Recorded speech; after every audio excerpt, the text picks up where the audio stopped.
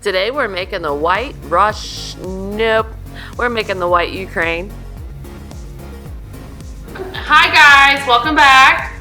Today we're going to be making a white, we're not going to say the R word, we're going to make a white Ukraine instead. I'm going to start with Kahula. We're going to use some coffee liqueur. So we're going to do a shot in the shaker. And we've got some ice in it ready to go.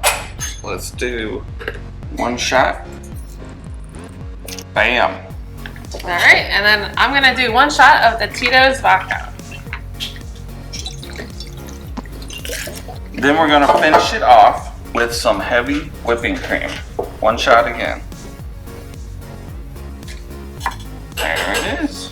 All right, and we will shake. All right. Nice. And there is your white Ukraine. All right. That is sweet, but potent. Yes, that's very good. It's very good. Tastes like a dessert drink. If you like this video, please like and subscribe.